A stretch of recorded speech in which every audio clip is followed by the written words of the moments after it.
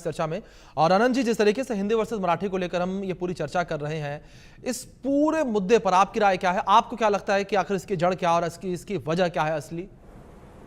Sir थोड़े जास्त बोला। ऐसा है कि अभी कॉरपोरेशन के जिसके लोकल बॉडी कहते हैं उसके चुनाव आ रहे हैं जी। और इसलिए कोई पार्टी ऐसे चुनाव में, क्योंकि चुनाव में कैसा रहता है, जो पार्टी राष्ट्रीय स्तर पे नहीं है जी, वो लोकल इश्यूज देखना चाहती है स्थानिक तौर पे जी।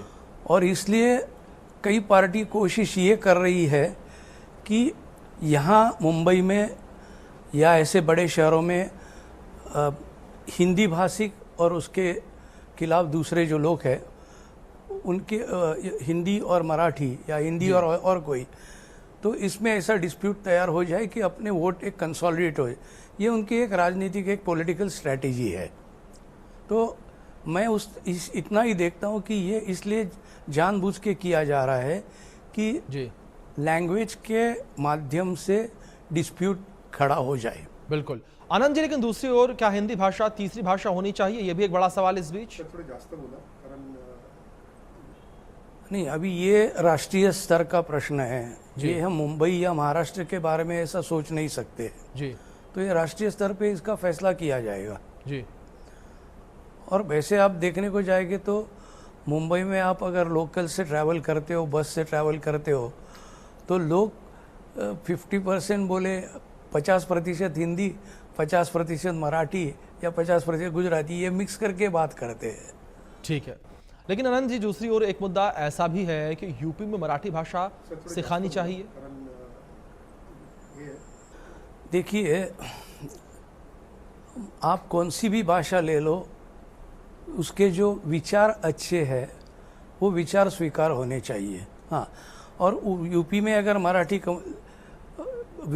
मराठी कंपलसरी की बात की तो वो लोग भी बोलेंगे कि हमारी भाषा हिंदी है, हम काहे के लिए मराठी बोले। जैसे यहाँ जो लोग कह रहे हैं कि मराठी यहाँ ज़्यादा बोली जाती है तो क्यों हिंदी कर रहे, ऐसा है। तो मुझे नहीं लगता कि भाई हर एक राज्य में और कोई दूसरी भाषा इंसिस्ट करे, ये ठीक नहीं रहेगा। जिनको जो भाषा बोलनी है, बेसिकली क्या है कि भाषा के माध्यम से दोनों आदमी के विचार एक होना चाहिए, दोनों आदमी जुलना चाहिए और किसी भी तरह का उसमें संघर्ष नहीं होना चाहिए। ठीक है आनंद जी, लेकिन इस बीच एक सबसे बड़ा सवाल जो सबसे ज्यादा चर्चा का विषय बना हुआ है, राज ठाकरे मारपीट की भाषा का इस्तेमाल कर रहे हैं। 3 प्रश्न आहेत अजून बाकी आणि 4 मिनिटं। संविधान से जो अधिकार दिए हैं, कानून से जो आदमी को अधिकार दिए, उसका पालन होना चाहिए। बहुत सारे माध्यम हैं, आप ये इशू लोकल बॉडी पे उठा सकते हैं, असेंबली में उठा सकते हैं, पार्लियामेंट में उठा सकते हैं, लेकिन ये इशू रास्ते पे उठाना और किसी को जो मारहाण करना, ये बात मुझे नहीं लगती कि ये ठीक है। ठीक है आनंद जी, लेकिन इस बीच एक सवाल ये भी बनता है कि क्या राज ठाकरे उद्धव ठाकरे के एक होने से मराठी व्यक्ति को कुछ फायदा होगा? संविधान से जो अधिकार दिए हैं, कानून नहीं, देखिए कोई भी आदमी, दोनों भाई अगर झगड़ते तो किसी को भी अच्छा नहीं लगता है। बिल्कुल, लेकिन वो ठीक, अगर दोनों साथ में रहे तो मराठी लोग ये कह रहे हैं कि भाई क्यों अपने अपने में डिवाइड हो जाए। देखते हैं, लेकिन ये सब अभी कहते हैं ना, यस एंड नो की बात है। औपचारिक तरफ है, उन्होंने दोनों की पार्टी की ऐसे फ्रंट या दोनों मिल के बात हो रही है कि हम दोनों अभी मिले, जल्दी इकट्ठा हो जाएंगे, लेकिन दोनों पार्टी मर्ज की, ऐसा तो कुछ पॉलिटिकल सुझाव नहीं आया है। चलिए ठीक है आनंद जी, बने रहे आप मेरे साथ। संजय द्विवेदी जी का रुख करूंगा मैं। संजय जी, अगर बात मराठी युवाओं को लेकर करें, जिस तरीके से मराठी युवाओं के हित की बातें आप लोग कर रहे हैं, जिस तरीके से हिंदी वर्सेस मराठी को एक नया रूप दिया जा रहा है, ऐसे में मराठी युवाओं की नौकरी की प्राथमिकता को लेकर क्या कुछ किया जा रहा है आप लोगों के द्वारा? देखिए अभिषेक जी, आपको याद होगा जब माननीय हिंदू के सम्राट बाला ठाकरे ने संगठन गठन किया था जी, उसमें मुंबई या महाराष्ट्र में जो उद्योगपति थे वो मराठियों को नौकरियां नहीं दे रहे थे जी, दाएं बाएं नौकरियां दे रहे थे। उन्होंने बहुत बड़ा आंदोलन किया था महाराष्ट्र में उद्योगपतियों के खिलाफ, जिसमें हर तरह से वो हुए थे, जिसकी वजह से इंदिरा गांधी जी ने शिवसेना पे बैन लगाने जा रही थी, उसमें प्रधानमंत्री इंदिरा गांधी। तो मराठियों के लिए बैन लगाने के बाद जब बाला साहब ठाकरे मिले तब उन्होंने बैन हटाया। तो खैर बाला साहब ठाकरे जब तक उनकी डेथ नहीं हुई साहब इंदिरा गांधी जी के साथ रहे, उन्होंने उनका चुनाव नहीं किया। मैं वही बात कहता हूँ कि अगर हम उत्तर प्रदेश में से 12 साल कहते थे, मैं उत्तर प्रदेश आऊंगा तो जय हिंद जय उत्तर प्रदेश करूंगा, मैं महाराष्ट्र में रहूंगा जय हिंद जय महाराष्ट्र करूंगा, मैं बिहार जाऊंगा जय हिंद जय बिहार करूंगा।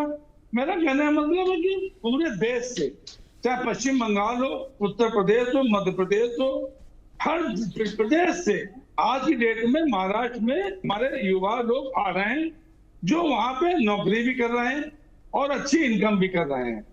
ये निश्चित जानिए कि महाराष्ट्र एक ऐसा प्रदेश बन चुका है इसमें देश में जो रोजगार के साधन बिहार हो चाहे पश्चिम बंगाल हो सबको उपलब्ध करा रहा है। जहां तक मुझे ज्ञात है कि 90% लोग जो वहां 20 साल रह रहे हैं, 25 साल रह रहे हैं, 15 साल रह रहे हैं, वो मराठी भाषा बोलने लगे। क्यों मराठी भाषा बोलना? इसलिए जैसे अभी हमारे प्रवक्ता ने कहा कि अगर हम वहां रह रहे हैं तो हमारे लिए निश्चित हो जाता है कि हम उस भाषा का इस्तेमाल करें, क्योंकि मराठी महाराष्ट्र में बोली जाती है, इसलिए मराठी बोलना हिंदी बोलते हैं और मराठी बोलते हैं जी। यहाँ जो स्थितियां पैदा हो रही हैं प्रदेश में, वो निश्चित आप जान लीजिए भारतीय जनता पार्टी की स्थितियां हैं। ये भारतीय जनता पार्टी बीएमसी चुनाव को देख रही है, उनका सिर्फ एक उद्देश्य होता है कि हम चुनाव जीते, चाहे हमें पार्टी तोड़नी पड़े, चुनाव आयोग को चाहे हमें मजबूर करना पड़े, क्योंकि चुनाव आयोग में कहीं नहीं लिखा हुआ है, चुनाव आयोग सिर्फ सिंबल देने का अधिकारी होता है। पार्टी का नाम संजय द्विवेदी अगर पार्टी बना रहे हैं तो पार्टी का नाम मैं अपने रखूंगा, सिंबल जो हमारे रिजर्व होगा वो चुनाव आयोग करेगा। ये निश्चित आप हमारे वहां पे बनता है, हमारा संविधान बनाया जाता है चुनाव आयोग के लिए, वो संविधान जमा होता है, उसके अनुसार ही पार्टियां काम करती हैं। लेकिन यहाँ तो पार्टी विधायकों के आधार पर तोड़ दी गई, चाहे एनसीपी तोड़ी गई, चाहे शिवसेना तोड़ दी गई। तो मैं वही कह रहा हूँ, तानाशाही जो देश में चल रही है, माननीय प्रधानमंत्री जी हमारे पिता तुल्य हैं, उनको सब चीजें दिखाई नहीं पड़ रही है। ये क्यों नहीं दिखाई पड़ रही मेरी समझ में नहीं आ रहा। देवेंद्र फडणवीस जी को अगर लग रहा है कि वहां पे स्थितियां तनावपूर्ण है, अगर वहां पे ज्यादा स्थिति खराब है तो कार्रवाई क्यों नहीं कर रहे हैं। और इन सब चीजों से ये लगता है कि भारतीय जनता पार्टी इस मुद्दे को खुद भी बुना रही है, वो खुद भी कह रही है कि मराठी भाषा के हम साथ रहें। आप विरोध क्यों नहीं कर रहे हैं? मैं तो बार बार आपसे कह रहा हूँ, अगर ऐसी बातें चल रही प्रदेश में, इस तरह की बातें हो रही है, तो उसको रोकने का काम किसका है? उसका रोकने का काम सरकार का है, पुलिस का है। पुलिस इतनी हमारी एक्टिव पुलिस है महाराष्ट्र की, शायद उसका नाम विश्व में नाम है महाराष्ट्र की पुलिस का। तो ये छोटा सी घटनाओं को रोकना संभव नहीं हो रहा पुलिस के लिए। ये शायद भारतवर्ष के किसी व्यक्ति की समझ में बात नहीं आ रही। ठीक है संजय जी, ठीक है बात आपकी आ गई। संजय गुप्ता जी का रुख करूंगा मैं, ठीक है संजय जी लौटूंगा आपके पास में। संजय गुप्ता जी का रुख करूंगा मैं। संजय जी, बीजेपी और शिंदे गुट दोनों के लिए ये मुद्दा कितना संवेदनशील देख रहे हैं आप? तो बीजेपी और शिंदे गुट दोनों ने इस मुद्दे का समर्थन नहीं किया है और इस मुद्दे से वो बिल्कुल बाहर है, क्योंकि मारपीट किसी भी एक पॉलिटिकल पार्टी को कभी भी ये सही नहीं कहा जा सकता। और इसमें इस तरह के तो बिल्कुल पूरे प्रमाण है कि मन से इस सभी चीजों को करा रही है। और खुद राज ठाकरे ने इस तरह के बयान दिए, उनकी पार्टी के नेताओं ने बयान दिए हैं, लेकिन बीजेपी ने और शिंदे गुट ने तो इन चीजों का विरोध ही किया है। तो इन सब चीजों के पीछे राज ठाकरे जी है, मन से है। और आज जिस तरह से उन्होंने गठबंधन किया है राज उद्धव जी से, तो इससे प्रमाणित होता है कि वो इस तरह के कामों को समर्थन करते हैं। और इस तरह के कामों को समर्थन करने वालों को तो महाराष्ट्र की जनता और देश की जनता जिस तरह से देख रही है, उसका प्रमाण तो मिलेगा ही नहीं। जी ठीक है। इस बीच आनंद जी, लगातार ये मुद्दा बड़ा गर्माता नजर आ रहा है और एक बड़ा सवाल ये भी उठ रहा है कि मुस्लिम लोग मराठी बोलते नहीं और उन्हें परेशान किया जाता नहीं। देखिए, कोई भी किसी भी धर्म का आदमी हो, वो पहले अपनी ही भाषा बोलेगा जी। और अगर वो भाषा किसी को नहीं समझती है तो उसको स्थानिक तौर पे वो बात करनी पड़ती है। तो ये जो सब चल रहा है ना इन लोग का, मैंने कहा ना शुरू में कि हिंदी और मराठी में विवाद लगा देना है, मुस्लिम नॉन मुस्लिम और मराठी लैंग्वेज इसमें डिस्प्यूट खड़ा करने का। तो ये सब कॉरपोरेशन की इलेक्शन सामने देखते हुए आरोप ये लोग कर रहे हैं, ये राजनीति कर रहे हैं। आनंद जी, मारपीट करने वालों पर सरकार सख्त कार्रवाई करती नहीं है, ऐसा आरोप ये भी है, और इसलिए मारपीट की घटनाएं बार बार हो रही हैं, घटनाएं बढ़ती चली जा रही हैं। 4 मिनिटं झाले, त्याच्यामुळे आपल्याला 12 मिनिटं. देखिए जी जहाँ से महाराष्ट्र में ये बीजेपी और बाकी पार्टियों की सरकार आई है, आपने देखा होगा कि यह जो अभी के मुख्यमंत्री है, उन्होंने राजनीतिक तौर पर चुनाव के प्रचार सभा में जिनके खिलाफ बड़े बड़े आरोप किए थे, उनको ही उन्होंने क्लीन चिट दे के, जिसको अभी बीजेपी पार्टी को वॉशिंग मशीन पार्टी कहा जा रहा है, कि जिसके ऊपर आरोप किए थे उनको ही साथ में बिठा के वो सरकार चला रहे। जिनके खिलाफ उन्होंने कार्रवाई की मांग की थी, एक टीवी चैनल पे तो मुख्यमंत्री महोदय ने कहा था कि हम 1, 2, 3, 4 ये आदमी को जिंदगी में कभी भी हम बीजेपी में एंट्री नहीं देंगे, हम उनके साथ नहीं जाएंगे। आप देखिए वो साथ में जा रहे हैं, नंबर 1। नंबर 2, आप देखने को जाएंगे तो इसलिए अभी जो लोग इस विचारधारा को रास्ते के ऊपर लाके लोगों के मन में ये डिस्प्यूट खड़ा करना चाहते हैं, तो ये सरकार, ये जो अभी जो महाराष्ट्र में सरकार है, उनको ये चाहिए कि ये डिस्प्यूट होना चाहिए, और इसलिए ये लोग कर रहे हैं कि भाई चलो करने दो, इसके ऊपर ध्यान मत दे दो।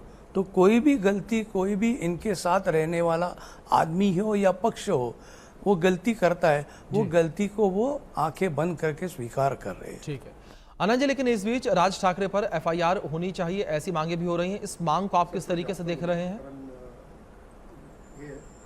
देखिए, अगर उन्होंने कोई कानून, जो कानून में लिखा है उसके खिलाफ अगर किसी ने किया तो कार्रवाई करने की नहीं, इसका निर्णय सरकार लेंगी।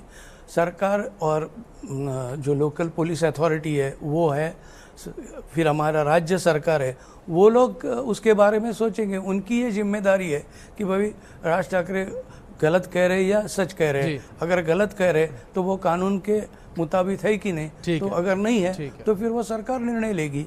ठीक ठीक ठीक। नवीन दुबे जी, मैं आपका रुख करूंगा। क्या शिवसेना यूबीटी गुट इस पूरे मुद्दे को चुनावी हथियार बना रही है, आपको ऐसा लगता है?